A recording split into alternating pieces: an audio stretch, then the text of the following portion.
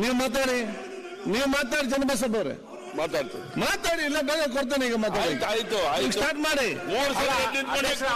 ಅಲ್ಲ ಮತ್ತೆ ಅವ್ರು ಮಾತಾಡುವಾಗ ಮಾತಾಡ್ಲಿ ನಿಮಿಷ ಅವಕಾಶ ಅವ್ರಿಗೆ ಕೊಟ್ಟಿದ್ದೀರಾ ಅಂದ್ರೆ ಮಂಡ್ಯದವರು ಇವ್ರು ಮಂಗಳೂರಿನ ಅವ್ರಿಗೆ ಅಲ್ಲಿ ಸಂಬಂಧ ಇಲ್ಲ ಮಾತಾಡಿ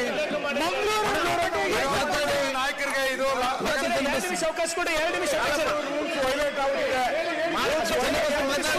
ಅವ್ರಿಗೂ ಒಂದ್ಸರಿ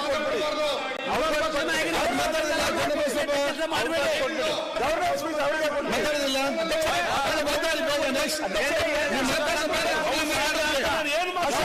ಮಾತಾಡಿ ನಾನು ಮಾತಿಲ್ಲ ಅಲ್ಲಿಗೆ ಬೇರೆ ಕೊಡ್ತೇನೆ ಈಗ ಒಂದು ವೈಲೇಷನ್ ಆಗಿದೆ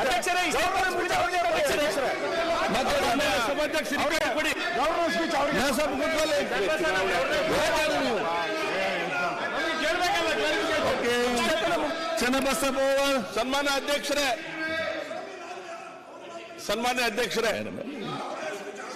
ಹರೀಶ್ ಅವ್ರು ಮಾತಾಡೋದ್ರಲ್ಲಿ ನೀವು ಮಾತಾಡಿ ನಮ್ಮ ಸದನದಲ್ಲಿ ಮಾತಾಡಿ ಸನ್ಮಾನ್ಯ ಅಧ್ಯಕ್ಷರೇ ಕ್ಲಾರಿಫಿಕೇಶನ್ ಮಾಡಿ ಮಂಡ್ಯಕ್ಕೆ ಮಂಗಳೂರಿಗೆ ಏನ್ ಸಂಬಂಧ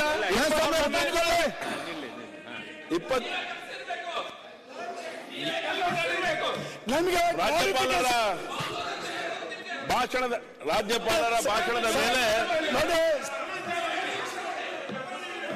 ರಾಜ್ಯಪಾಲರ ಭಾಷಣದ ಮೇಲೆ ಮಾತಾಡಿ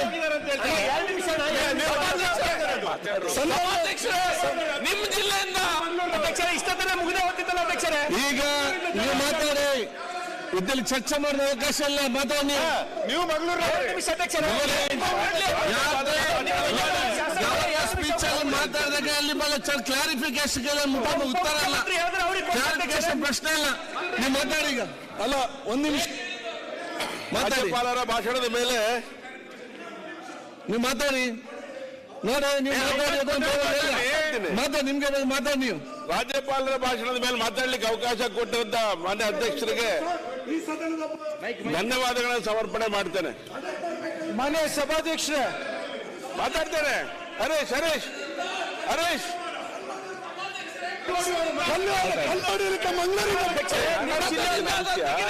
ಮಾತಾಡಿ ಗಲಾಟೆ ಆಮೇಲೆ ನೀವು ಕವರ್ ಮಾಡಿ. ಅಂತದ್ ಯಾವ್ದಿದ್ರು ಕೂಡ ನಾವು ವಿಡ್ರಾ ಮಾಡ್ತೇನೆ ಅಂತ ಯಾವ್ದು ತೆಗಿತೇನೆ ನೀವು ಮಾತಾಡಿ ಮಾನ್ಯ ಮಾತಾಡಿ ಭಾಷಣದ ಮೇಲೆ ಅಂತ ಯಾವುದೇ ವಿಚಾರದ ತೆಗಿತೇನೆ ಹೇಳ್ತೇನೆ ಅಂತ ಯಾವುದೇ ವಿಚಾರ ಇದ್ರು ಕೂಡ ಕಡ್ದಿಂದ ತೆಗಿತೇವೆ ಮುಗಿತು ಮಾತಾಡಿ ಇದ್ದೆಲ್ಲ ತೆಗಿತೇನೆ ಅದನ್ನು ಮಾತಾಡಿ ಸನ್ಮಾನ್ಯ ಎಲ್ಲ ಕತೆ ಸೃಷ್ಟಿಸುವಾಗೆಲ್ಲ ಫಸ್ಟ್ ಇದ್ದಾರೆ ನಂಬರ್ 1 ಕತೆ ಕಟ್ಟುದ್ರಲ್ಲಿ ನೀವು ಹೇಳಿಗ ಮತ್ತೆ ಮಾತಾಡಿ ಮೊನ್ನೆ ವಿರೋಧ ಪಕ್ಷದ ನಾಯಕರು ನಿಂತ್ಕೊಂಡಿದ್ದಾರೆ ನಾನೇನ್ ಮಾತಾಡ್ಬೇಕಾರೆ ನಾನು ಕೊಡುದಿಲ್ಲ ಚಾನ್ಸ್ ನಾನು ಅಷ್ಟೇ ಮಂಗಳೂರಿಂದ ಬಂದು ಯಾರ ಕಲ್ಲೂರ್ದು ಏನಂತ ಹೇಳಿದ್ರು ಅಂತದ್ದೇನಾದ್ರು ಮಾತಿದ್ರೆ ತೆಗಿತೇನೆ ಅಂತದ್ ಯಾವುದೇ ವಿಚಾರ ಇದ್ರು ಕೂಡ ನಾನು ಕಡ್ದಿಂದ ತೆಗಿತೇನೆ ಅಷ್ಟೇ ಮಾತಾಡಿ ಪಾಯಿಂಟ್ ಬಂದಿದೆ ಅಂತದ್ ಯಾವುದೇ ವಿಚಾರ ಇದ್ರು ಕೂಡ ಕಡ್ದ ತೆಗಿತೇನೆ ಮಾತಾಡಿ ಮಾತಾಡಿ ಮಾತಾಡಿ ಮಾತಾಡಿ ಮಾತಾಡಿ ಮಾತಾಡಿ ನೀವು ಮಾತಾಡಿ ಅಲ್ಲ ಸರ್ ರೆಕಾರ್ಡಿಗೆ ಹೋಗಿದೆ ಯಾವುದೇ ವಿಚಾರ ರೆಕಾರ್ಡ್ ಇದ್ರು ಕೂಡ ಆ ರೆಕಾರ್ಡ್ ತೆಗಿತೇವೆ ಮಾತಾಡಿ ತೆಗಿತೀನಿ ಅಂದ್ರಲ್ಲ ರೆಕಾರ್ಡಿಗೆ ಹೋಗಿದ್ದು ಮತ್ತೇನ್ ಬೇಕೀಗ ಮಾತಾಡಿ ಏನ್ ಹೌಸ್ ನಡಿಬಾರ್ದ ಇದೇ ನಡಿಬೇಕಾ ರೆಕಾರ್ಡ್ ತೆಗಿತೇವೆ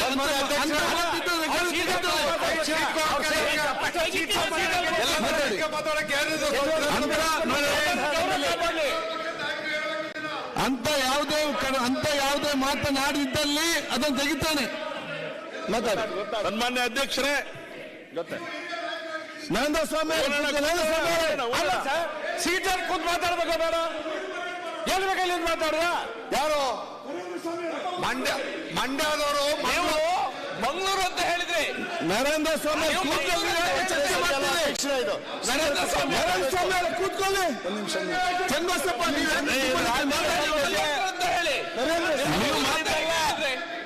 ಸನ್ಮಾನ ನೀವು ಮಾತಾಡಿ ಮಾನ್ಯ ಅಧ್ಯಕ್ಷರೇ,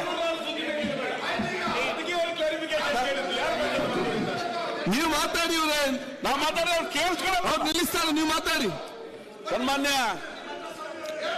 ಸ್ವಲ್ಪ ಜೋರು ಮಾತಾಡಿ. ಎಲ್ಲಿಗೆ ಈ ಸರಿ ಡಿಸೈಡ್ ಆಗುತ್ತೆ ಮಂಗಳೂರು ಅಂತ ಹೇಳಿದ್ದಕ್ಕೆಲ್ಲ ಅಂತ ಹೇಳಿದ್ದು ಹೇಗೆ? ಇದು ನನ್ನ ಸೋಮವಾರ ಕೂತ್ಕೊಳ್ಳಿ.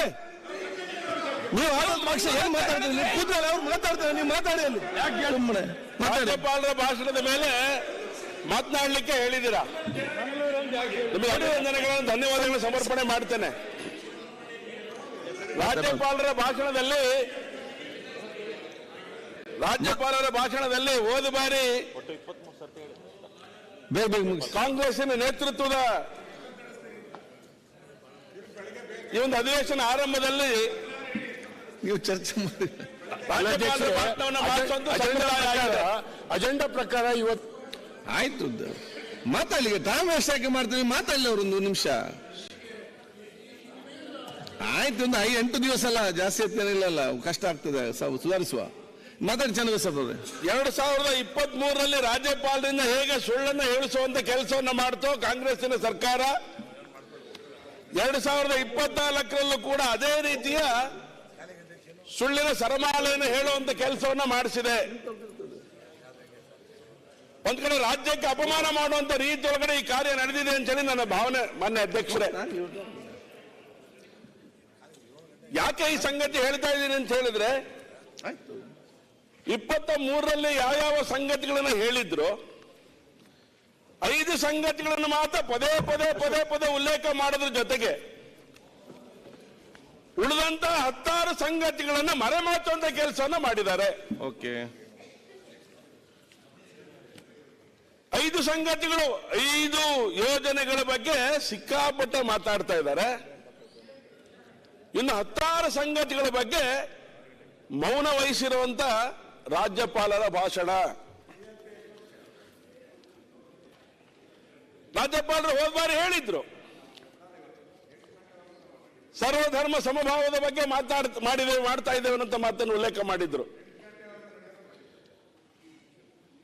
ಯಾರ್ಯಾರು ಅತ್ಯಂತ ಕಡುಬಡವರಿದ್ದಾರೆ ಅವರನ್ನ ಮೇಲೆತ್ತ ಕೆಲಸವನ್ನು ಮಾಡ್ತೇವೆ ಅಂತ ಮಾತನ್ನು ಉಲ್ಲೇಖ ಮಾಡಿದ್ರು ರಾಜ್ಯಪಾಲರು.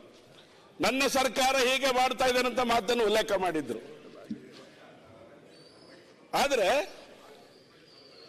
ಒಂದೇ ಒಂದು ಗುಲ್ಗೆಂಜಿಯಷ್ಟು ಮೇಲಕ್ಕೆತ್ತುವಂತ ಕೆಲಸವನ್ನು ಮಾಡಲಿಲ್ಲ. ಬದಲಾಗಿ ಈ ರಾಜ್ಯವನ್ನ ಸಂಕಷ್ಟಕ್ಕೆ ಈಡು ಮಾಡುವಂತ ಕೆಲಸವನ್ನು ಮಾಡಿದ್ರು. ರಾಜ್ಯದ ರೈತರಿಗೆ ಬರಗಾಲದ ಸಂರಕ್ಷಣೆಗೆ ಸಂಬಂಧಪಟ್ಟಂತ ರೀತಿಯೊಳಗಡೆ ಕಾರ್ಯೋನ್ಮುಖ ಆಗಲಿಲ್ಲ ಸರ್ಕಾರ. ಇದು ರೈತ ವಿರೋಧಿ ಸರ್ಕಾರ ಆಗಿ ಹೊರಗಡೆ ಕಾಣ್ತಾ ಇದೆ. ರೈತರಿಗೆ ಕೊಡ್ಲಿಕ್ಕೆ ಹಣವನ್ನ ಉಪಯೋಗ ಮಾಡ್ತೇನಂತ ಮಾತನ್ನು ಹೆಚ್ಚಾಗಿ ಹೇಳಲಿಲ್ಲ. ಬದಲಾಗಿ 10,000 ಕೋಟಿ ಹಣವನ್ನ ಮುಖ್ಯಮಂತ್ರಿಗಳು ಪ್ರಸ್ತಾಪ ಮಾಡಿದಂತ ಮಾತನ್ನು ಉಲ್ಲೇಖ ಮಾಡ್ತೇನೆ. 10,000 ಕೋಟಿ ಹಣವನ್ನ ಮುಸಲ್ಮಾನರ ಅಭಿವೃದ್ಧಿಗೋಸ್ಕರ, ಆ ಸಮಾಜದ ಅಭಿವೃದ್ಧಿಗೋಸ್ಕರ, ಆ ಮೌಲ್ಯಗಳ ಸಮಾವೇಶದಲ್ಲಿ ಭರವಸೆ ಮಾತನ್ನ ಕೊಟ್ಟು ಬರ್ತಾರೆ.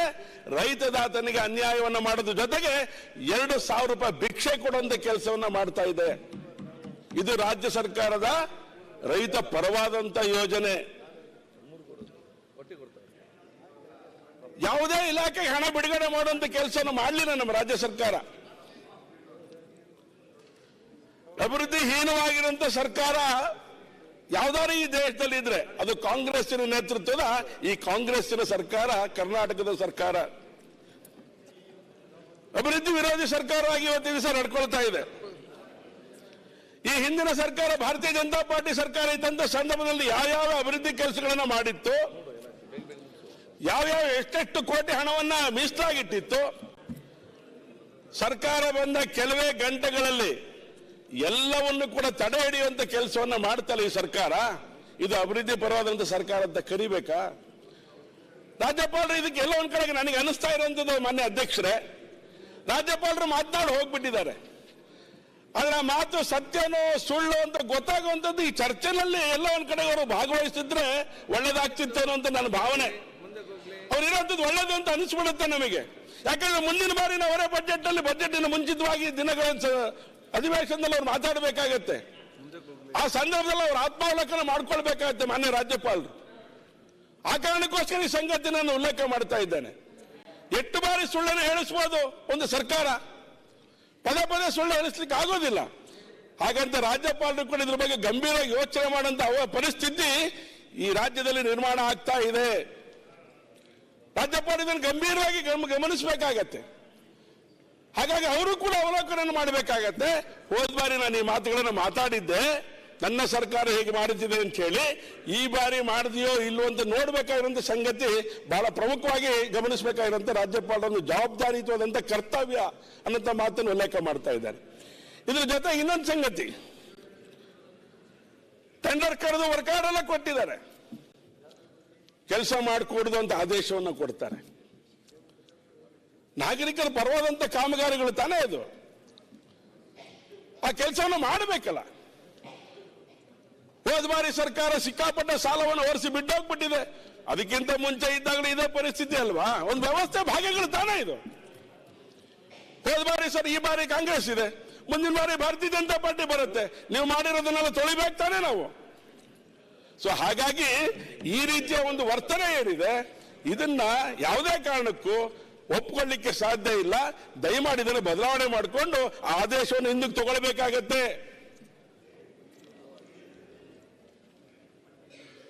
ಭರವಸೆ ಕೊಟ್ಟಿದ್ರು ಬಜೆಟ್ ಅಲ್ಲಿ. ಇಲ್ಲಿದೆ ನನ್ನ ಹತ್ರ ಬಜೆಟ್ ಪುಸ್ತಕ, ಹೋದ್ಬಾರಿದು. ಈ ಬಾರಿ ಬಜೆಟ್ ಮಂಡನೆಗೆ ಹೋಗ್ತಾ ಇದ್ದೇವೆ ನಾವು ಮಹಾನಗರ ಪಾಲಿಕೆಗಳಿಗೆ ಒಂದು ಯೋಚನೆ ನಾವು ಮಾಡಿದ್ದೇವೆ ಮಾನ್ಯ ಅಧ್ಯಕ್ಷರೇ. ಹೋದ ಬಾರಿ ಬಜೆಟ್ ಮಂಡನೆ ಆದ ನಂತರ ಈ ಬಾರಿ ಬಜೆಟ್ ಮಂಡನೆ ಮಾಡಬೇಕು ಅಂತಾದಾಗ ನಾವು ಅನುಪಾಲನಾ ವರದಿಯನ್ನ ಸಭೆ ಮುಂದೆ ಇಡ್ತೇವೆ. ಅನುಪಾಲನಾ ವರದಿಯನ್ನ ಒಂದು ವರ್ಷದಲ್ಲಿ ಏನೇನೆಲ್ಲ ಮಾಡಿದ್ದೇವೆ, ಯಾವುದು ಮಾಡ್ಲಿಕ್ಕೆ ಸಾಧ್ಯ ಆಯಿತು, ಯಾವುದನ್ನ ಮಾಡ್ಲಿಕ್ಕೆ ಸಾಧ್ಯತೆ ಆಗಲಿರುವಂತ ಮಾತನ್ನ ಆ ಸಭೆನೊಳಗಡೆ ಪ್ರಸ್ತಾಪ ಮಾಡ್ತೇವೆ. ವಿತ್ ರೈಟಿಂಗ್ ಡಾಕ್ಯುಮೆಂಟ್ ಅನ್ನ ಸಭೆಯಲ್ಲಿ ಮಂಡನೆ ಮಾಡ್ತೇವೆ. ಅನುಪಾಲನಾ ವರದಿಯನ್ನು ಕೊಡ್ತೇವೆ. ಒಂದು ಮಹಾನಗರ ಪಾಲಿಕೆ ಕೊಡಬಹುದು ಅಂತ ಆದ್ಮೇಲೆ ರಾಜ್ಯ ಸರ್ಕಾರ ಕೊಡೋ ಜವಾಬ್ದಾರಿ ಇದೆಯೋ ಇಲ್ವೋ? ಕೊಡಬೇಕಲ್ಲ. ಏನೂ ಕೊಡದೆ ಈ ಬಜೆಟ್ ಪುಸ್ತಕವನ್ನು ಹೋದ ಬಾರಿ ಕೊಟ್ಟರು, ಈ ಬಾರಿ ನಾಡಿದ್ದು 14ನೇ ತಾರೀಕು ಮತ್ತೊಂದು ಬಜೆಟ್ ಪುಸ್ತಕವನ್ನೇ ಕೊಡ್ತಾರೆ. ಏನಾಗಿದೆ ಏನಾಗಿಲ್ಲ ಅನ್ನೋದ್ರ ಬಗ್ಗೆ ಸಮಗ್ರವಾದಂತ ಅಧ್ಯಯನ ಆಗಬೇಕಲ್ಲ. ಆಗತಾನೆ ರಾಜ್ಯವು ಸ್ವಲ್ಪ ಮುಂದಕ್ಕೆ ಹೋಗುವಂಥದ್ದು. ಇದ್ರ ಬಗ್ಗೆ ಆಲೋಚನೆ ಮಾಡುವಂಥದ್ದು ಬಹಳ ಅವಶ್ಯಕತೆ ಇದೆ. ಇದು ನನ್ನ ಸಲಹೆ. ಇದು ಸುಮ್ಮನೆ ಹೇಗೋ ಮಾತಾಡಿ ಹೋಗೋದಕ್ಕಿಂತ ಉಪಯೋಗ ಇದೆ ಅಂತ ನನಗೆ ಅನಿಸಿಲ್ಲ. ನನಗೆ ಅನಿಸಿದ್ದನ್ನ ತಮ್ಮ ಗಮನಕ್ಕೆ ತರ್ತಾ ಇದ್ದೇನೆ ಮಾನ್ಯ ಅಧ್ಯಕ್ಷರೇ. ಅನುಪಾಲನಾ ವರದಿಯನ್ನ ಮುಂದಿನ ದಿನಗಳಲ್ಲಿ ಕೊಡುವಂತ ಯೋಚನೆಯನ್ನ, ಯಾಕಂದ್ರೆ ನೀವು ಅನೇಕ ಸಂಗತಿಗಳನ್ನ ಬದಲಾವಣೆ ಮಾಡಲಿಕ್ಕೆ ಹೊರಟಂತ ಮಾನ್ಯ ಅಧ್ಯಕ್ಷರು, ನೀವು ಇದೊಂದು ಇತಿಹಾಸ ಬರೀರಿ. ನೀವು ಇದು ಒಂದು ಇತಿಹಾಸನೇ ಆಗಲಿ. ಮೇಲ್ಗಡೆ ನೋಡ್ಲಿಕ್ಕೆ ಅನೇಕರನ್ನ ಕರಿಬೇಕು ಅಂತ ಯೋಚನೆಯನ್ನು ಮಾಡಿದ್ದೀರಿ. ಹೊರಗಡೆ ಅನೇಕ ಸಂಗತಿಗಳ ಬದಲಾವಣೆ ತರಬೇಕು ಅಂತ ಯೋಚನೆ ಮಾಡಿ ಚರ್ಚೆ ಮಾಡಿ ನಮ್ಮ ಜೊತೆಗೆ ವಿಶ್ವಾಸದ ಮಾತುಗಳನ್ನು ಆಡಿದಿರಿ ನೀವು. ಅನುಪಾಲನಾ ವರದಿ ಮಾಡುವಂಥದ್ದು ಈ ರಾಜ್ಯದ ಬೆಳವಣಿಗೆಯ ದೃಷ್ಟಿಯಿಂದ ಒಳ್ಳೇದಾಗತ್ತೆ. ಆ ಕಾರಣಕ್ಕೋಸ್ಕರ ಈ ಸಂಗತಿಯನ್ನು ತಮ್ಮೊಂದು ಉಲ್ಲೇಖ ಮಾಡ್ತಾ ಇದ್ದೇನೆ. ಮಾನ್ಯ ಅಧ್ಯಕ್ಷರೇ, ಬಡವರ ಪರವಾದಂಥ ಸರ್ಕಾರ ಈ ಬಜೆಟ್ ಪುಸ್ತಕದಲ್ಲಿ ಉಲ್ಲೇಖ ಮಾಡಿದ್ದೀರ. ಕಾರ್ಮಿಕರ ಪರವಾದಂಥ ಸರ್ಕಾರ ಈ ಬಜೆಟ್ ಅಲ್ಲಿ ಉಲ್ಲೇಖ ಮಾಡಿದ್ದಾರೆ. ಆದರೆ ಯಾವುದೇ ರೀತಿಯ ಒಂದೇ ಒಂದು ಸಂಗತಿಗಳ ಅನುಷ್ಠಾನಕ್ಕೆ ಬರದೇ ಇರುವಂತದ್ದು ದುರ್ದೈವದ ಸಂಗತಿ. ಒಂದೇ ಒಂದು ಅನುಷ್ಠಾನಕ್ಕೆ ಬಂದಿಲ್ಲ. ಹಾಗಾದ್ರೆ ಮುಂದಿನ ಬಜೆಟ್ ಬೇಕೋ ಬೇಡವೋ ಆಲೋಚನೆ ಮಾಡುವಂತ ಸ್ಥಿತಿ ನಿರ್ಮಾಣ ಆಗ್ಬಿಟ್ಟಿದೆ ಇವತ್ತು. ಕಾಟಾಚಾರಕ್ಕೋಸ್ಕರ ನಡೆಯೋದಾದ್ರೆ ಬಜೆಟ್ ಅಧಿವೇಶನಗಳು ಹೇಗೆ ಸಾಧ್ಯ ಆಗತ್ತೆ? ಸೊ ಹಾಗಾಗಿ ಇಲ್ಲಿ ನಾನು ಮಾರ್ಕ್ ಮಾಡಿಕೊಡ್ತೇನೆ. ಬೇಕಾದ್ರೆ ಇಲ್ಲಿಂದ ಮುಂದಿನವರೆಗೂ ಕೂಡ ಯಾವುದೇ ಒಂದೇ ಒಂದು ಕಾರ್ಯಕ್ರಮಗಳನ್ನ ಯೋಚನೆ ಮಾಡಿದ್ದಂಥದ್ದು, ರಾಜ್ಯಪಾಲ ಹೇಳಿರುವಂತ ಸಂಗತಿಗಳನ್ನ ಒಂದೇ ಒಂದು ಹೆಜ್ಜೆ ಮುಂದಕ್ಕೆ ಹೋಗಿದ್ರೆ ಸೊ ಹಾಗಾಗಿ ಮಾನ್ಯ ಅಧ್ಯಕ್ಷರೇ, ನಾನು ಹೇಳಿಕೊಟ್ಟಿರೋದು ಅಂತ ಹೇಳಿದ್ರೆ ಅನೇಕ ಬದಲಾವಣೆಗಳನ್ನ ಮಾಡಬೇಕಾಗತ್ತೆ. ನಾವು 2011 ಜನಗಣತಿ ಆಧಾರದ ಮೇಲೆ ಯೋಚನೆ ಮಾಡಿದ್ರೆ ರಾಜ್ಯದ ನಗರ ಪ್ರದೇಶಗಳು 39%ಕ್ಕೂ ಹೆಚ್ಚು ಜನವಸತಿ ಇರುವಂತಹ ಜಾಗಗಳಿದೆ. ಹಾಗಾಗಿ ಇದ್ರ ಬಗ್ಗೆ ಅಧ್ಯಯನ ಮಾಡಿದಂತ ಸಂದರ್ಭದೊಳಗಡೆ ಲೋಕಲ್ ಬಾಡಿಗಳಿಗೆ ವಿಶೇಷವಾದಂತಹ ಸ್ಥಾನಮಾನ ಕೊಡುವಂಥದ್ದು ಅವಶ್ಯಕತೆ ಇದೆ ಅಂತ ಮನಗಂಡು ಅನೇಕ ಕಾರ್ಯಯೋಜನೆಗಳನ್ನು ರೂಪಿಸಿದ್ದಾರೆ. ಹಾಗೆ ನಡೆದಿದೆ ಅಂತ ಕೇಳಿದ್ರೆ ಒಂದೇ ಒಂದು ಆ ರೀತಿಯ ಯೋಜನೆಗಳು ನಡೀಲಿಲ್ಲ. ಮಾನ್ಯ ಅಧ್ಯಕ್ಷರೇ, SFC ಅನುದಾನ ಕೊಡಬೇಕು ಅಂತ ಯೋಚನೆ ಮಾಡುತ್ತೆ, ಆದ್ರೆ ಅದರೊಳಗಡೆ ಯಾವುದಕ್ಕೆ ಆದ್ಯತೆ ಕೊಡಬೇಕು ಅನ್ನೋದ್ರ ಬಗ್ಗೆ ಚಿಂತನೆ ಮಾಡಬೇಕು ಅಂತ ಸಭೆಯಲ್ಲಿ ಚರ್ಚೆ ಆಗಿದ್ರು ಕೂಡ ಅದನ್ನ ಇಂಪ್ಲಿಮೆಂಟ್ ಮಾಡಲಿಕ್ಕೆ ಬಿಡೋದಿಲ್ಲ. ಅಮೃತ್ ಯೋಜನೆ ಮೂಲಕ ಏನೆಲ್ಲ ಮಾಡಬೇಕು ಅಂತ ಯೋಚನೆಗಳು ನಡೆಯುತ್ತೆ, ಆದ್ರೆ ಒಂದು ವರ್ಷ ಆದ್ರೂ ಕೂಡ ಅದಕ್ಕೆ ಅಪ್ರೂವಲ್ ಸಿಗೋದಿಲ್ಲ. ಮೂಲಭೂತವಾಗಿ ಆಗಬೇಕಾದಂತ ಕೆಲಸಗಳು ಆಗಬೇಕಾದ ಈ ಹಣದಲ್ಲಿ ಲೋಕಲ್ ಬಾಡಿಗಳಲ್ಲಿ ಒಂದೇ ಒಂದು ಕೆಲಸವನ್ನು ಮಾಡ್ಲಿಕ್ಕೆ ಸಾಧ್ಯ ಆಗೋದಿಲ್ಲ. ಮಾನ್ಯ ಅಧ್ಯಕ್ಷರೇ, ಮೊನ್ನೆ NGTಗೆ ಸಂಬಂಧಪಟ್ಟಂತೆ ಹಣವನ್ನು ಕೊಡಬೇಕು ಅಂತ ನಿರ್ಣಯ ಮಾಡಿತು ಸರ್ಕಾರ. ಎಲ್ಲ ವಿವಿಧಗಳಿಗೂ ಕೊಟ್ಟು ಹಣ. ಆ ಕಾರ್ಯಯೋಜನೆಗೆ ನೀವು ಕಾರ್ಯ ಮಾಡಿ ಅಂತ ಹೇಳಿ ಆದೇಶದ ಪ್ರತಿಯನ್ನು ಕೊಡಲಿಲ್ಲ. 40 ಕೋಟಿ ನಿಮಗೋಸ್ಕರ, 30 ಕೋಟಿ ನಿಮಗೋಸ್ಕರ ಎಲ್ಲ ಮಹಾನಗರ ಪಾಲಿಕೆ, ULB, ನಗರಸಭೆ, ಪುರಸಭೆ, ಪಟ್ಟಣ ಪಂಚಾಯತ್ ಎಲ್ಲಿಗೂ ಕೂಡ ಕೊಟ್ಟಿದೆ ನಾವು. ಕಾರ್ಯ ಆಯ್ತಾ ಅಂತ, ಯಾಕಂದ್ರೆ ಬಹಳ ಮೂಲಭೂತವಾಗಿ ಆಗ್ಬೇಕಾಗಿರುವಂತದ್ದು. ಹಸಿರು ನ್ಯಾಯಪೀಠ ಹೇಳಿರುವಂತ ಆದೇಶವನ್ನ, ಹೆಸರು ನ್ಯಾಯಪೀಠ ಹೇಳಿರುವಂತ ಸಲಹೆಗಳನ್ನ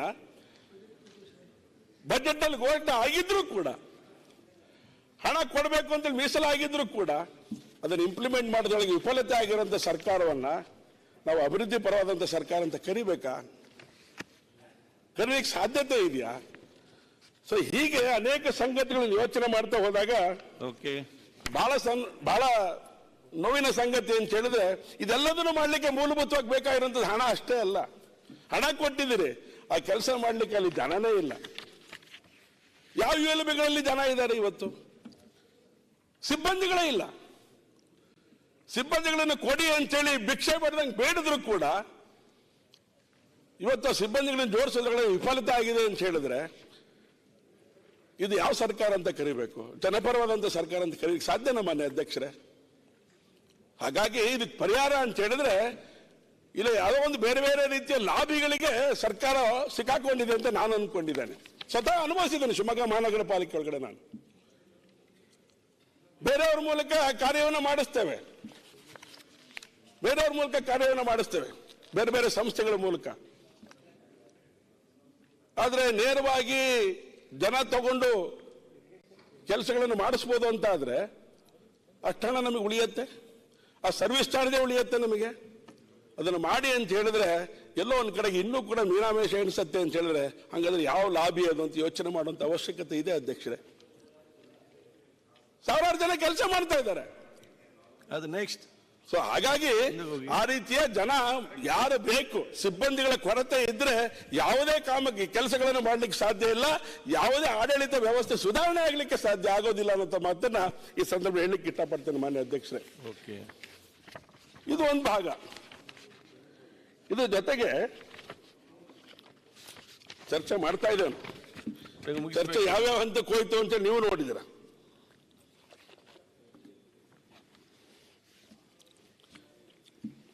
ಇಡೀ ರಾಜ್ಯದ ಒಂದು ವಾತಾವರಣದಲ್ಲಿ ಇರಬೇಕು. ಇಷ್ಟೊತ್ತು ಚರ್ಚೆ ಮಾಡಿದ್ವಿ ನಾವು. ಶಿವಮೊಗ್ಗದಲ್ಲಿ ಔರಂಗಜೇಬ್ ಕಟೌಟ್ ಹಾಕಿದಾಗ ಇವ್ರು ಯಾರಿಗೂ ನೋವು ಆಗಲಿಲ್ಲ. ಹನುಮಾನ್ ಧ್ವಜ ಹಾರ್ತಾ ಇದೆ ಅಂತ ಹೇಳಿದ ತಕ್ಷಣ ನೋವಾಗ್ಲಿಕ್ಕೆ ಶುರು ಆಗ್ಬಿಡ್ತೀವಿ ಈಗೆಲ್ಲ. ಸರ್ವಧರ್ಮ ಸಮಭಾವ ಕಾಣುವಂತ ರೀತಿನ ಇದು.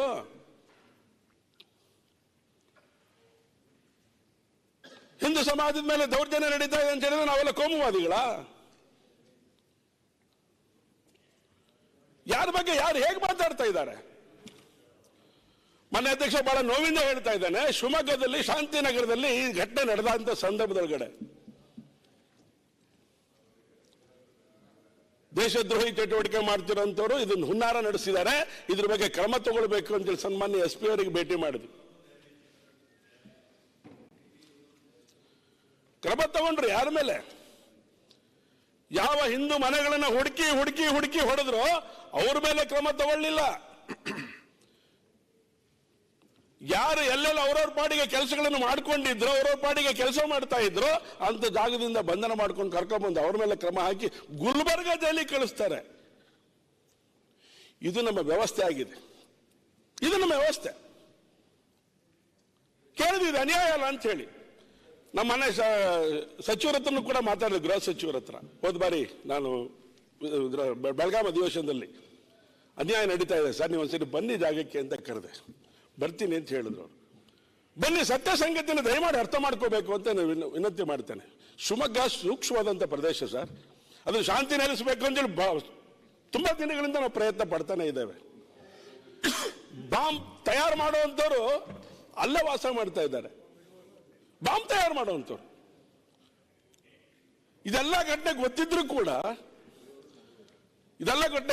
ಕೂಡ ಮೆರವಣಿಗೆ ಹೋದಂತ ಸಂದರ್ಭಕ್ಕೆ ಯಾರು ಮಾಡಿದ್ರು ಕೃತ್ಯ ಅಂತ ಹೇಳಿ ಮೊನ್ನೆ ಅಧ್ಯಕ್ಷರೇ ಇದು ಅನ್ಯಾಯ ಹೌದಲ್ಲ ಅಂತ ದಯವಿಟ್ಟು ಹೇಳ್ಬಿಡಿ ನೀವು. ಅಲ್ಲಿರುವಂತ ಮನೆಗಳಿಗಿನ್ನ ದಾಳಿ ಮಾಡಿದ್ರು, ಗೂಂಡಾಗಿರಿ ಮಾಡಿದ್ರು, ಕಾರು ಜಖಂ ಮಾಡಿದ್ರು, ಆಟೋ ಜಖಂ ಮಾಡಿದ್ರು, ಮನೆಗಳನ್ನ ಒಡೆದು ಬುಕಣಿ ಮಾಡಿದ್ರು. ಅವ್ರಿಗೆ ಈ ಕ್ಷಣ ತನಕ ₹1 ನಯಾ ಪೈಸನು ಕೂಡ ಸರ್ಕಾರ ಪರಿಹಾರ ಘೋಷಣೆ ಮಾಡಲಿಲ್ಲ. ಯಾಕೆ? ಹಿಂದೂಗಳನ್ನಂತ ಒಂದೇ ಕಾರಣಕ್ಕೋಸ್ಕರನ? ಇದು ಕೇಳಿದ್ರೆ ನೀವೆಲ್ಲ ಕೋಮುವಾದಿಗಳು ಕಣ್ರಿ. ಯಾರು ನೋವಿನಿಂದ ಬಳಲ್ತಾ ಇದ್ದಾರೆ ಅವ್ರು ಯಾರು ಆಗಿರಲಿ, ಆ ಘಟನೆ ಒಳಗಡೆ ಯಾರು ನೋವನ್ನ ಅನುಭವಿಸ್ತಾ ಇದ್ದಾರೆ ಅಂತ ವ್ಯಕ್ತಿಗಳಿಗೆ ಶಕ್ತಿ ಕೊಡಬೇಕನ್ನೋದು ಸರ್ಕಾರದ ಕೆಲಸ ಕರ್ತವ್ಯ ಇಲ್ವಾ? ತೀರ್ಮಾನ ಮಾಡಿ ಅದು ಹಿಂದೂ ಮುಸ್ಲಿಂ ಹೌದಾ ಅಲ್ಲ ಅಂತ ಹೇಳಿ. ಹಿಂದೂಗಳು ವಾಪಸ್ ಹೋಗಿ ಹೊಡೆದಿದ್ರೆ ಮಾತ್ರ ಹಿಂದೂ ಮುಸ್ಲಿಂ ಗಲಾಟೆನಾ? ಇಡೀ ಮುಸಲ್ಮಾನ್ ಗೂಂಡಗಳೆಲ್ಲ ಒಟ್ಟಿಗೆ ಸೇರ್ಕೊಂಡು ಅಲ್ಲಿ ಹೋಗಿ ಒಂದು ಮನೆ, 100 ಮನೆಗಳ ಮೇಲೆ ದುಷ್ಕೃತ್ಯ ನಡೆಸಿದ್ರೆ, ಕೃತ್ಯಗಳನ್ನು ನಡೆಸಿದ್ರೆ ಅದು ಹಿಂದೂ ಮುಸ್ಲಿಂ ಅಲ್ವಾ? ಅದು ಯಾವ ನ್ಯಾಯ ಅಂತ ಕೇಳ್ತಾ ಇದ್ದೇನೆ ನಾನು. ಒಂದು 4 ಹಣ ಅವರಿಗಿನ್ನೂ ಕೊಟ್ಟಿಲ್ಲ ಸರ್, ಲಕ್ಷಾಂತರ ರೂಪಾಯಿ ಹಾನಿ ಆಗಿದೆ. ಮಹಾನಗರ ಪಾಲಿಕೆಯಿಂದ ಯೋಚನೆ ಮಾಡಿ ತಕ್ಷಣಕ್ಕೆ ಏನ್ ಬೇಕೋ ಕೊಡಿ ಅಂತ ಕೇಳಿದ್ವಿ. ಕೊಡುವಂತ ಕೆಲಸವನ್ನು ಮಾಡ್ತಾ ಇದ್ದಾರೆ. ಸರ್ಕಾರ ಕಣ್ಮುಚ್ಕೊಂಡು ಕೂತ್ಕೊಂಡ್ರೆ ಹೇಗಾಗತ್ತೆ? ಅಷ್ಟಕ್ಕೆ ನಿಲ್ಲಿಲ್ಲ ಮಾನ್ಯ ಅಧ್ಯಕ್ಷರು. ಮಾನಸಿಕತೆ ಹೇಗಿದೆ ಅನ್ನೋದನ್ನ ಅರ್ಥ ಮಾಡಿಸಿ ನನ್ನ ಮಾತನ್ನು ಮುಕ್ತಾಯ ಮಾಡ್ತೇನೆ. ಲಾ ಅಂಡ್ ಆರ್ಡರ್ ಚೆನ್ನಾಗಿದೆ ಅಂತ ಹೇಳ್ತಾರೆ. ಚೆನ್ನಾಗಿರ್ಬೇಕು ಅಂತ ಅಪೇಕ್ಷೆ ಪಡೋರಲ್ಲಿ ನಾವು ಕೂಡ ಇದೆಯಾ ಅಂತೇಳಿ ಪ್ರಶ್ನೆ ಹಾಕೋಬೇಕಲ್ಲ ನಾವು. ಹಾಗಾದ್ರೆ ಯಾರು ಕುಮ್ಮಕ್ಕಿನಿಂದ ಅವರೆಲ್ಲ ಬೆಳೀತಾ ಇದ್ದಾರೆ? ಸರ್ಕಲ್ ಅಲ್ಲಿ ಯಾರಿಗೂ ಒಂದು ಗಾಡಿ ಟಚ್ ಆಗಿ ಹೋಗಿಲ್ಲ, ಅಥವಾ ಟಚ್ ಮಾಡ್ತಾರೆ, ಚಾಕು ಹಾಕಿ ಇರಿತಾರೆ. ಯಾರವರು ಕೇಳಿದ್ರೆ ಮತ್ತೆ ಹೇಗೇನು ಅದನ್ನೇ ಹೇಳ್ತಾರೆ. ಸಿಕ್ಕಾಕೊಂಡವರು FIR ಹಾಕಿರೋರು ಎಲ್ಲರೂ ಕೂಡ ಮುಸಲ್ಮಾನ್ ಯುವಕರೇ. ನಾವು ಏನು ಸಾಯೋಣ ಹೇಳ್ರಿ? ಹೊಡೆದಿನ ಸಾಯ್ತಾರನ್ನು ಹಿಂದೂ ಆಸ್ಪತ್ರೆಯಲ್ಲಿ ಇರ್ತಾನೆ. ಕಡತ್ಕಟ್ಟೆ ಹುಡುಗ ಸಂಗಮೇಶ್ವರಿಗೆ ಗೊತ್ತಿದೆ, ಕಡತ್ಕಟ್ಟೆ ಜಯಣ್ಣನ ಮಗಂಗೆ ಇಲ್ಲೇ ಕೂತಿರಿ ಸಂಗಮೇಶ್ವರ, ಅವರವರ ಆತ್ಮೀಯರವರೆಲ್ಲ. ಜಯಣ್ಣನ ಮಗ ವೀರಭದ್ರ ನಾಗೇಶ್, ಅವನು ಕಡತ್ಕಟ್ಟೆ ಶಿವಮೊಗ್ಗಕ್ಕೆ ಬಂದಿದ್ದ. ವಾಪಸ್ ಹೋಗ್ಬೇಕಾದ್ರೆ ಆ ಸರ್ಕಲ್ ಅಲ್ಲಿ ಒಂದು ಚುಟ್ಟ ಗಾಡಿ ಟಚ್ ಆಯ್ತು ಅನ್ನೋದು. ಗಾಡಿ ಟಚ್ ಆಗಿದ್ದಲ್ಲ, ಸಿಗ್ನಲ್ ಅಲ್ಲಿ ನಿಂತ್ಕೊಂಡಿದ್ದಾನೆ. ಅವನು ಬಂದ ಅವನ ಗಾಡಿ ಅವನಿಗೂ ಟಚ್ ಆಯ್ತು. ಟಚ್ ಆಗಿದೆ ಅಷ್ಟೇ ಸರ್, ಹೊಡೆದ್ರು. ಆಸ್ಪತ್ರೆಯಲ್ಲಿ ಅಡ್ಮಿಟ್ ಆಗಿದ್ದಾನು. ಮಂಡ್ಯನಲ್ಲಿ ಇದೇ ಸೇಮ್ ಇನ್ಸಿಡೆಂಟ್ ನಡೀತು. ಪೊಲೀಸಿಗೆ ಕೇಳಿದ್ರೆ ಬೇರೆ ಉತ್ತರ ಹೇಳಿದ್ರೆ ನಾನು ಏನ್ ಮಾಡಿ ಹೇಳಿ? ಲಾ ಅಂಡ್ ಆರ್ಡರ್ ಅಂತ ಯಾಕೆ ಹೇಳ್ತಿದೀವಿ ಅಂತ ಹೇಳಿದ್ರೆ, ರೌಡಿಗಳು ರಸ್ತೆಯಲ್ಲಿ ಬಿದ್ದು ಸತ್ತೋಗ್ಬಿಟ್ರು, ಹೊಡೆದಾಕ್ಬಿಟ್ರು. 4 ತಿಂಗಳಲ್ಲಿ 2 ಮರ್ಡರ್ ಸರ್ ಶಿವಮೊಗ್ಗದಲ್ಲಿ. ಕೊತ್ತ ರಾಮಚಂದ್ರನ ಕಾಲಕ್ಕೆ ಮುಗಿದಾಯ್ತು ಅಂತ ಅನ್ಕೊಂಡಿದ್ವಿ ನಾವು. ಮತ್ತೆ ಪ್ರಾರಂಭ ಆಗಿದೆ ಶಿವಮೊಗ್ಗ. ಓಕೆ, ಸೊ ಇದು ಪರಿಸ್ಥಿತಿ. ಇಟ್ಟಕ್ಕೆ ನಿಲ್ಲಿಲ್ಲ. ಮೊನ್ನೆ 22ನೇ ತಾರೀಕು ರಾಮ ಮಂದಿರ ನಿರ್ಮಾಣ ಆಗುವಂತ ಸಂದರ್ಭ, ಪೂಜೆ ಆಗುವಂತ ಸಂದರ್ಭ, ಶೋಭನಾಕ ಸರ್ಕಲ್ ಅಲ್ಲಿ ಸಿಹಿ ವಿತರಣೆ ಮಾಡ್ತಾ ಇದ್ರು. ಸಿಹಿ ವಿತರಣೆ ಮಾಡ್ತಾ ಇದ್ರು. ಗುರ್ಕ ಹಾಕೊಂಡ್ ಬಂದಂತ ಒಬ್ಳು ಹೆಣ್ಮಗಳು, ಅಷ್ಟು 100 ಜನ ಇದ್ದಾರೆ, 500-600 ಜನ ಇರೋಂಥ ಜಾಗದೊಳಗಡೆ ಬೈಕಲ್ಲಿ ಬಂದ್ಲು, ಸ್ಕೂಟಿಲಿ ನಿಂತ್ಕೊಂಡ್ಲು, ಅಲ್ಲ ಅಕ್ಬರ್ ಅಂತ ಕೂಗಿದ್ಲು. ನಮಗೇನು ಬೇಜಾರಾಗ್ಲಿಲ್ಲ, ಮನಸ್ಸಿಗೆ ಬಂದಾಗ ಮಾತಾಡಿದ್ಲು, ಏನು ಬೇಜಾರಾಗ್ಲಿಲ್ಲ ನಮಗೆ. ಅಲ್ಲೊಂದು ವ್ಯವಸ್ಥೆ ಇತ್ತಲ್ವ, ಅಕಸ್ಮಾತ್ ವ್ಯತ್ಯಾಸ ಆಗಿದ್ರೆ ಪರಿಸ್ಥಿತಿ ಎಲ್ಲಿಗೆ ಹೋಗ್ತಾ ಇತ್ತು? ಅದು ಯಾವ ಸಂದರ್ಭದಲ್ಲಿ ಮಾತಾಡ್ತಾ ಇರೋದು ಅವರು? ಹಾಗಾದ್ರೆ ಅವ್ರು ಯಾರು? ಅಷ್ಟು ಧೈರ್ಯ ಹೇಗೆ ಬಂತ ಅವರಿಗೆ? ಇದು ಯೋಚನೆ ಮಾಡ್ತಾ ಹೋದ್ರೆ, ಇಲ್ಲ ನೀವು ಕೋಮುವಾದಿಗಳು, ಬಿಜೆಪಿಯವರಿಗೆ ಈ ಕೆಲಸ ಬಿಟ್ಟರೆ ಬೇರೆ ಕೆಲಸ ಗೊತ್ತಿಲ್ಲ ಅಂತ ಹೇಳಿದ್ರೆ ನಾವು ಏನು ಸಾಯೋಣ? ಮೊನ್ನೆ ಅಧ್ಯಕ್ಷರೇ ಬಹಳ ಗಂಭೀರವಾಗಿ ಹೇಳ್ತಾ ಇದ್ದೇನೆ, ಪೊಲೀಸರ ಮಾನಸಿಕತೆ ಬದಲಾವಣೆ ಆಗಿದೆ, ರಕ್ಷಣಾ ಇಲಾಖೆ ವ್ಯವಸ್ಥೆ ಬದಲಾವಣೆ ಆಗ್ತಾ ಇದೆ. ಶಿವಮೊಗ್ಗದಲ್ಲಂತೂ ಹದಗೆಟ್ಟು ಹೋಗ್ಬಿಟ್ಟಿದೆ. ಯಾಕೆ ಅಂತ ಹೇಳ್ತೀನಿ ಕೇಳಿ. ಫ್ರಾಕ್ಷನ್ ಆಫ್ ಸೆಕೆಂಡ್ ಅಲ್ಲಿ ಆ ಹೆಣ್ಮಗಳು ಏನು ಅಂತ ಹೇಳಿದ್ರು, ಯಾರು SP ಅವರು, ಪೊಲೀಸ್ ಇಲಾಖೆ ಹೇಳ್ತು ಅವಳು ಮಾನಸಿಕ ಅಸ್ವಸ್ಥೆ ಅಂತೇಳಿ. ಅವ್ರ ಮಗನ್ ಕರ್ಕೊಂಡ್ ಬಂದಿದ್ದಾಳೆ, ಸ್ಕೂಟಿ ಹೊಡ್ಕೊಂಡು ಬಂದಿದ್ದಾಳೆ, ಅಲ್ಲಿ ನಿಂತ್ಕೊಂಡು ಅಲ್ಲಾಹ್ ಅಕ್ಬರ್ ಅಂತ ಕೂಗ್ತಾಳೆ, ಪೊಲೀಸ್ನವ್ರಿಗೆ ಜೋರು ಮಾಡ್ತಾಳೆ, ವಾಪಸ್ ಹೊರಟೋಗ್ತಾಳೆ. ಆಮೇಲೆ ಕಾರ್ಯಕ್ರಮ ಎಲ್ಲ ಮುಗಿದ್ಮೇಲೆ ಅವಳು ಬಂಧನ ಮಾಡ್ತಾರೆ. ಬಂಧನ ಮಾಡಿದ ತಕ್ಷಣ ಹೇಳ್ತಾರೆ ಅವಳು ಮಾನಸಿಕ ಅಸ್ವಸ್ಥೆ ಅಂತೇಳಿ. ಇಷ್ಟೆಲ್ಲ ಮಾಡಬೇಕಾದ್ರೆ ಸರಿ ಇತ್ತ ಅವಳು ಬುದ್ಧಿ ಸರಿ ಇತ್ತ? SP ಹೇಳ್ತಾರೆ ನಾವು ನೋಡ್ಕೊಂಡ್ ಬಂದ್ಬಿಟ್ಟಿದ್ದೇವೆ ಅಂತ. ಇದು ಬಹಳ ಆತಂಕಕಾರಿ ವಿಷಯ ಅಂತೇಳಿ ನಾನು ಸದನದಲ್ಲಿ ಮಾತಾಡ್ತಾ ಇದ್ದೇನೆ. ನಾನು ಇಟ್ಟಾಯ್ತಲ್ಲ ಸರ್, ಇನ್ನೊಂದು ಸಂಗತಿ ಹೇಳ್ತೇನೆ, ಹೇಳಲೇಬೇಕಂದ್ರೆ ನಿಮಗೆ ಈ ಸಭೆ ಗಮನಕ್ಕೆ ತರಲೇಬೇಕು. ಈಗ ನೆಕ್ಸ್ಟ್ ಬಜೆಟ್ ಅಲ್ಲಿ ತಂದ್ಬಿಡ್ತೀನಿ. ಅಲ್ಲ, ಇದು ಸಂಬಂಧಪಟ್ಟಿದ್ದು ಏನು ಅಂತ ಹೇಳಿದ್ರೆ, ನಮ್ದು ರೈಲ್ವೆ ಸ್ಟೇಷನ್ ಶಿವಮೊಗ್ಗ 2 ಬಾಕ್ಸ್ಗಳು ಒಂದ್ ಕಡೆ ಇತ್ತು ಸರ್.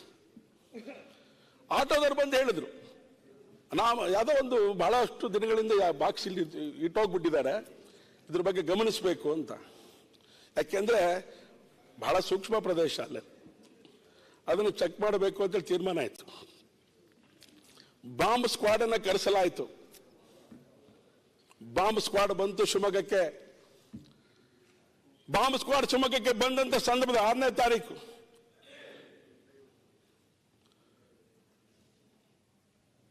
ಬಂತು, ರಾತ್ರಿ ಇಳಿತು, ಬೆಳಗ್ಗೆ ಸುದ್ದಿ ಕೊಟ್ಟಿದ್ದು, ಸಾಯಂಕಾಲ ಬಂದ್ರು 7:30.